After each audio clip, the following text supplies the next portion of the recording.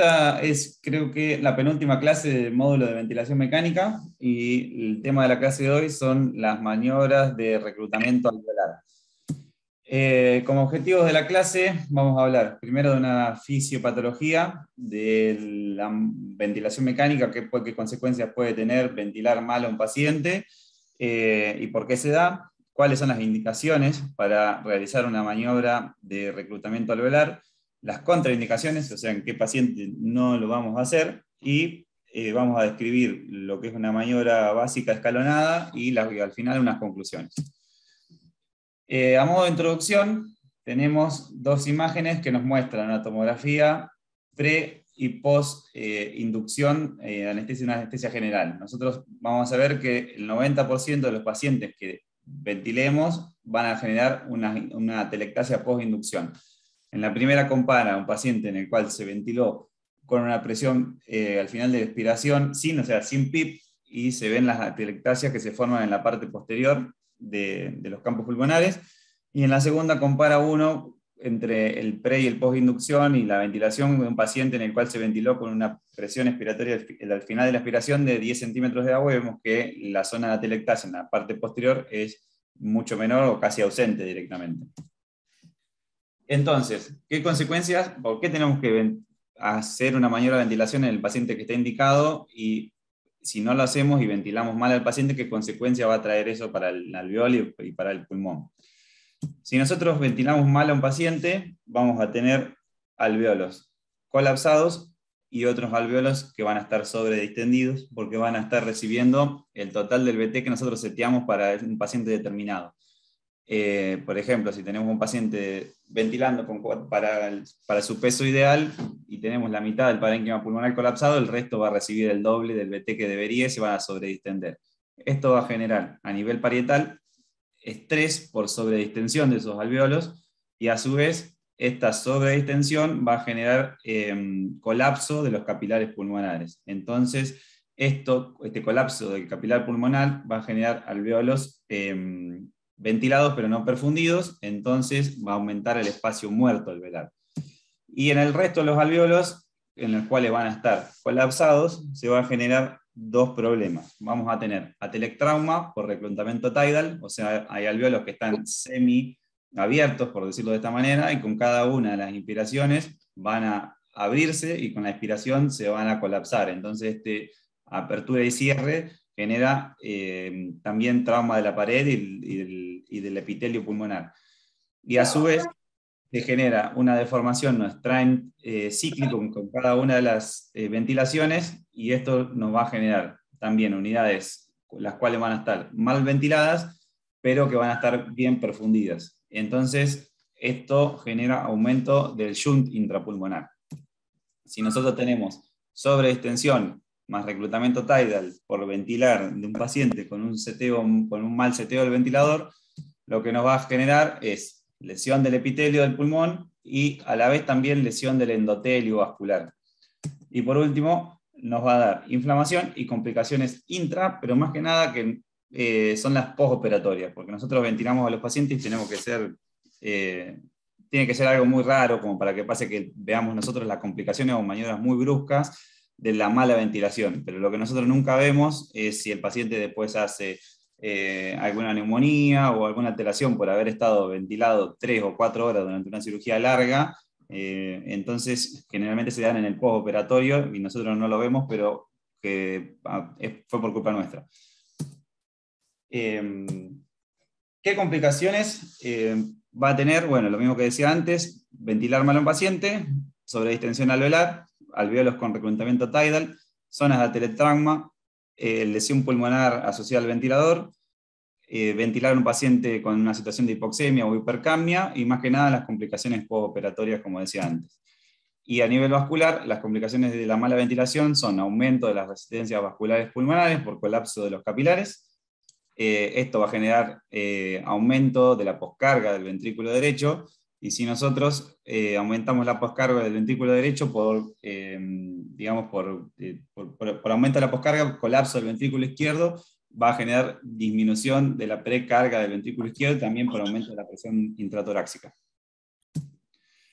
La idea es tratar de mantener al paciente ventilando en la parte más cercana a la capacidad residual funcional. Si nosotros vemos esta curva en la cual tenemos resistencia vascular sobre volumen pulmonar, vemos que a medida que nos alejamos de la capacidad residual funcional, tanto como para abajo, como para arriba, como para la derecha, como para la izquierda, va a haber aumento de las resistencias vasculares pulmonares, para un lado con sobredistensión y hacia la izquierda con colapso alveolar. Entonces la idea sería ventilar al paciente en la zona del medio, en la zona adecuada, donde vamos a tener el parénquima homogeneizado, tratando de igualar la constante de tiempo de todos los alvéolos, restaurar la capacidad residual funcional, donde la resistencia vascular y la resistencia a la vía aérea es la más baja, y mantener una relación alvéolo capilar óptima.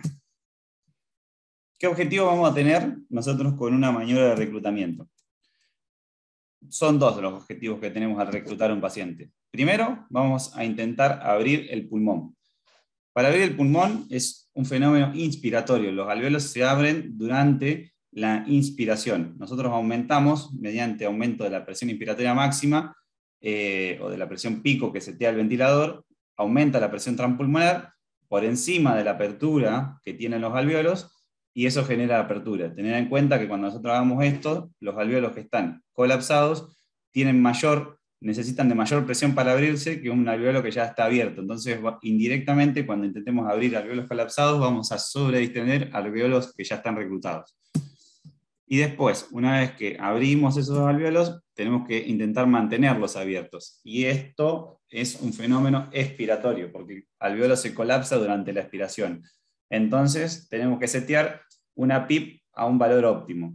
Si nosotros seteamos una PIP por encima del punto de colapso, vamos a evitar que el alvéolo se colapse, pero si tiene que ser por debajo de un valor en el cual el alvéolo quede sobreextendido y genere esa misma PIP un colapso de la vasculatura pulmonar. O sea que es una brecha que tenemos entre esos dos valores.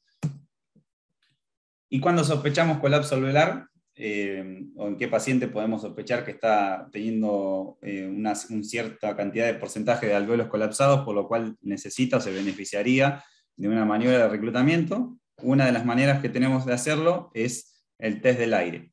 Si nosotros pensamos al shunt, al colapso alveolar como una forma de shunt, y el cual, como toda forma de shunt, es un trastorno que va a corregir parcialmente con oxígeno, si nosotros tenemos valores menores a 30% de colapso y lo ventilamos a ese paciente con una FIO mayor al 21, o sea con una FIO de 0,3 o 0,4, nos puede estar enmascarando que el paciente tiene un 25%, por ejemplo, del parénquima pulmonar colapsado, y no lo vamos a ver.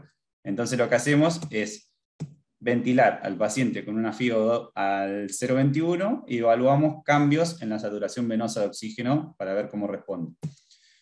Esto se basa en la curva de saturación venosa de oxígeno sobre la FiO2.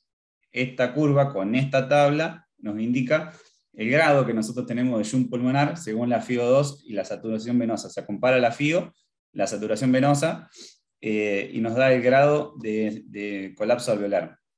Y es una forma que es no invasiva de medir el intercambio pulmonar de oxígeno. Por ejemplo, acá tengo marcado para más o menos acá para una FiO2 del 21, con una saturación de 90, nos indica que más o menos, o por lo menos cae en la curva en la cual el 30% de los alvéolos o del parénquima pulmonar está colapsado. O sea que si tenemos una saturación de 90 o menos, nos indica que tenemos más del 30% del parénquima con colapso, y ese paciente se podría beneficiar de una maniobra de reclutamiento.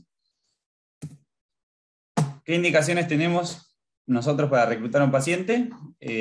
Pacientes de edades extremas, menor a 6 o mayores a 30 años, que son los que tienen más tendencia a colapso, pacientes obesos, pacientes embarazadas en el tercer trimestre, pacientes con cirugía laparoscópica, paciente en posición de Trendelenburg, cirugía de tórax o abdomen. Básicamente todo lo que genere un aumento de la presión intratorácica que va a tender a aumentar la presión de cierre. ¿Y en qué momento lo vamos a hacer? Vamos a reclutar. En el caso de la cirugía, en todos los pacientes se hace postinducción. En el caso del paciente de cirugía cardíaca, se hace postinducción y a la salida de bomba Y en el caso de los pacientes que se van a someter a una cirugía laparoscópica, va a ser post-inducción y post-insuflación del neumoperitoneo, vamos a hacer otra maniobra. ¿Y en qué pacientes está contraindicado? Y no deberíamos hacerlo, o por lo menos hacerlo con cuidado en algunos casos especiales. Pacientes inestables hemodinámicamente, pacientes que tengan o sospechemos hipertensión endocraneana, o sea, por ejemplo, un neuro, cirugía ocular abierta, por lo mismo no queremos aumentar la PIC. Paciente que sospechemos o que tengan riesgo de neumotórax, paciente que tenga una vía aérea no asegurada, por ejemplo, no vamos a reclutar a un paciente con una máscara de laringia, y también está contraindicado en los pacientes que tengan broncoespasmo. Bueno, y en cuanto a las maniobras, vamos a tener dos, o lo más comúnmente descrito. La maniobra de insuflación continua, que básicamente es un aumento sostenido de la presión de la vía aérea por encima de la presión de apertura, que podemos hacerlo cerrando la APL y haciendo una maniobra de Valsalva durante 4, 5, 10 segundos. Esta maniobra era lo que más se hacía antes y ahora ya se dejó de lado, se desaconseja porque tiene mayor riesgo de vulvobarotrauma. Es difícil titular la PIP porque no sabemos realmente con qué PIP se va a volver a colapsar o no, y obviamente con la maniobra de Valsalva nos va a dar mucha repercusión hemodinámica.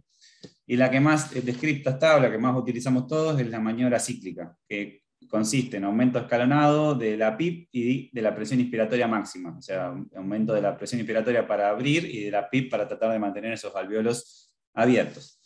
Tiene menor repercusión hemodinámica, menor estrés pulmonar, genera mayor homogeneización del parénquima pulmonar y es más fácil seleccionar la PIP con esta maniobra, la PIP óptima para ese paciente. Entonces, ¿qué tenemos que tener en cuenta antes de empezar a reclutarlo? Tenemos que tener un paciente que está hemodinámicamente estable, y si no lo está, tenemos que acondicionarlo con inotrópico o con líquidos, con lo que sea, pero tiene que tolerar la maniobra que le va a generar una repercusión hemodinámica. El modo ventilatorio que lo vamos a hacer es controlada por presión. Vamos a iniciar con una PIP basal de 5 centímetros de agua. Setear una presión inspiratoria máxima, o sea, la pico que nos va a meter el respirador, que nos permita para ese paciente 6 a 8 mililitros de kilo de peso como para arrancar la maniobra. La relación IE la vamos a tener en 1 y 1, porque si nosotros queremos abrir el alvéolo, que es un fenómeno inspiratorio, con una relación IE de 1 a 1, nos va a dar mayor tiempo para la inspiración. Es una maniobra inspiratoria. Después en la parte de la maniobra que es de titulación de PIP, la cual es una maniobra expiratoria, podemos cambiarlo a 1-2 o 1-3 para dar mayor tiempo a la expiración. Y la frecuencia respiratoria la tenemos que setear a una que nos permita un volumen minuto acorde. Nosotros tenemos que tener en cuenta que a menor frecuencia vamos a tener mayor tiempo de ciclado, entonces va a mejorar la maniobra. Si le ponemos 20 de frecuencia, cada ciclo va a durar muy poco y va a perjudicar la performance de la maniobra que nosotros hagamos. Y la FiO2 con la que vamos a ventilar tiene que ser de 30% menos, porque uno de los criterios que vamos a utilizar para ver la efectividad de la maniobra es la saturación pulmonar de oxígeno. Acá tenemos la descripción de la maniobra escalonada, que es la más conocida comúnmente, y tiene 5 etapas. La primera etapa es la etapa de acondicionamiento hemodinámico, en la cual vamos a iniciar con aumentos sucesivos. Acá vemos que parte, por ejemplo, de la línea de abajo de una PIP de 5 y una pico de 20, o una presión inspiratoria máxima, y genera un aumento escalonado cada 5 ciclos del ventilador, con aumentos de 5 centímetros de agua de PIP y de 5 centímetros de agua también de presión inspiratoria máxima. Entonces, son 5 ciclos que vamos haciendo de manera escalonada. Y lo que hacemos hasta llegar a una presión inspiratoria máxima de 30 o 35 más o menos, y una PIP que mantiene basal, después una PIP de 20. Lo que hacemos con esto es evaluar, primero, es como una introducción a la maniobra básicamente para no generar unos cambios tan bruscos a nivel hemodinámico, y evaluar la repercusión hemodinámica que tiene la maniobra en este paciente. Cuando nosotros lleguemos acá, antes de empezar la maniobra de reclutamiento propiamente dicha, tenemos dos opciones: que el paciente tenga una caída de la TA mayor al 15% o una variación de presión de pulso mayor al 15% también, Y esto nos indica que el paciente no tolera la maniobra de reclutamiento y tenemos que abortar la maniobra, acondicionar al paciente y volver a comenzar. Si la repercusión hemodinámica no es significativa, podemos pasar a la siguiente fase, que es la fase de reclutamiento propiamente dicha. En esta fase de reclutamiento, lo que hacemos es mantener el valor basal de PIP que llegamos con la maniobra anterior, o sea, de 20 centímetros de agua en este caso, y hacer un aumento de la presión inspiratoria máxima que setea el ventilador hasta 40 o 45 centímetros de agua se puede llegar en un paciente que no tenga alteración o patología a nivel pulmonar, o sea, en un paciente sano. Después lo vamos a adecuar a cada paciente. Si tenemos un paciente poco con alguna patología pulmonar, no vamos a hacer tan bruscos con la maniobra de reclutamiento, vamos a usar presiones inspiratorias máximas menores. Y esto se mantiene durante 5 ciclos. PIP de 20, presión inspiratoria máxima de 40-45 durante 10 ciclos. La idea de esto es intentar llegar al punto de apertura y mantenerlo para generar apertura de todos los alvéolos. En cada uno de estos ciclos se van a reclutar más y más alvéolos y lo vamos a mantener abierto. Una vez que ya tengamos la maniobra de reclutamiento concretada, acá tenemos hasta 45 centímetros de agua, vamos a pasar a la maniobra o a la parte de titulación de la PIP, en la cual vamos a tener de vuelta una presión inspiratoria máxima más baja, entre 30 o 35, y descenso cada 2 ciclos de 2 centímetros de agua de pico y de 2 centímetros de agua de la PIP. Esto lo vamos a ir descendiendo paulatinamente hasta llegar al punto de cierre. Este punto de cierre lo vamos a anotar porque vamos a tener caída de la compliance, o sea, vamos a tener menor volumen con mayor presión, o sea, el pulmón va a estar menos receptivo, y vamos a tener un descenso de 1 o 2% en la saturación venosa de oxígeno, lo que nos va a indicar que aumenta la cantidad de parénquima en el cual hay shunt intrapulmonar. Y una vez que conozcamos nuestro valor, lo importante es saber a qué valor se produjo el cierre. Por ejemplo, si se nos produjo a una PIP de 8, sabemos que ese es nuestro punto de cierre. Después hacemos una nueva maniobra, obviamente no tan brusca como la primera, de reapertura, 10 ciclos nuevamente para homogeneizar el parénquima, y vamos a hacer un seteo final del respirador en el cual vamos a tener en cuenta que si nosotros tuvimos un punto de cierre de 5 o 6 centímetros de agua, de PIP, vamos a setear el respirador con 2 puntos de 2 centímetros de agua por encima de esa presión. Eso es importante para saber cuál es la PIP óptima a la cual vamos a ventilar al paciente y para evitar ventilarlo con valores de PIP o subóptimos en el cual hicimos toda la maniobra y lo volvimos a colapsar, o sea que todo lo que hicimos fue al pedo básicamente, o también podemos tener un caso en el cual nosotros estemos con una PIP con un valor capaz que de 5 o 6 centímetros de agua mayor a lo que realmente ese paciente necesita y estamos sometiendo a un estrés innecesario a ese pulmón.